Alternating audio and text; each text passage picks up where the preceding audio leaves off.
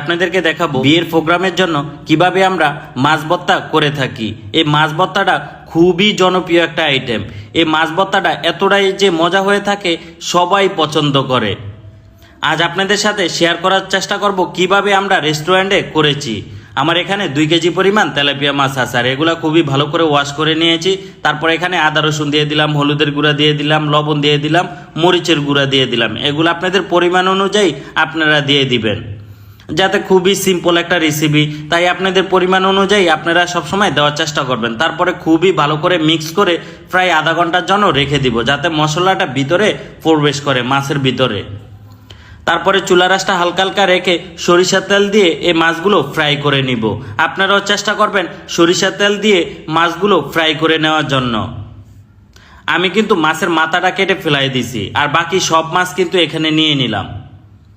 তারপরে দেখেন আমার কিন্তু এক সাইড মাছ হয়ে গেছে, আমি কিন্তু উল্টিয়ে দেওয়ার চেষ্টা করেছি। তারপরে দেখেন আমার কিন্তু ফুল মাছগুলো একেবারে সুন্দর করে ফ্রাই করে নিব।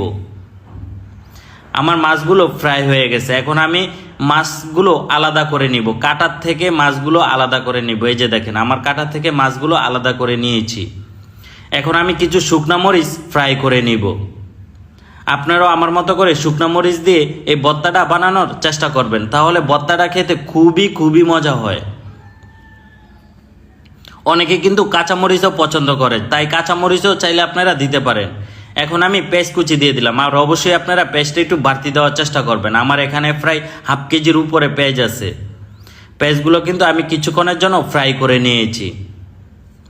এই যে এখন আমি কিন্তু ভর্তাটা তৈরি করব। আমার এই যে দেখেন মাছটা আলাদা করেছি, তারপরে পেঁয়াজটা আলাদা করেছি, মরিচটা আলাদা করেছি। মরিচটা কিন্তু একটু পোতায় গেছে, সেজন্য কিন্তু আমি একটু ব্লেন্ডার করে নিব। আমি কিছুক্ষণ রেখে দিয়েছিলাম, সেজন্য পোতায় গেছে। আমি কিন্তু একটু মাছ, পেঁয়াজ আর মরিচ দিয়ে ভালো করে ব্লেন্ডার করে নিয়েছি। এখন আমি ধনিয়া পাতা দিয়ে দিলাম, আর তারপরে খুবই ভালো করে মিক্স করে নিব।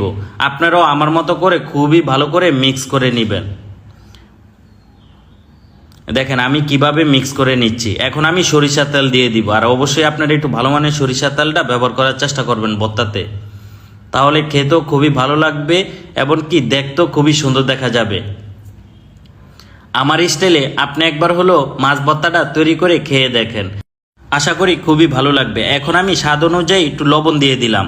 আমি কিন্তু মাছ ভাজার সময় তখন লবণ দিয়েছি, তারপরে কিন্তু যখন লাগছে তখন কিন্তু আরেকটু লবণ দেওয়ার চেষ্টা করেছি। এখন আমি একটু পেঁয়াজ বেরেস্তা দিয়ে দিলাম, আর পেঁয়াজ বেরেস্তাটা দিলে এত মজা হয় ভর্তাটা, আপনি একবার খেয়ে দেখেন আমার মতো করে। বন্ধুরা এই ভর্তা দিয়ে মিনিমাম আপনারা 2 প্লেট ভাত খেতে পারবেন।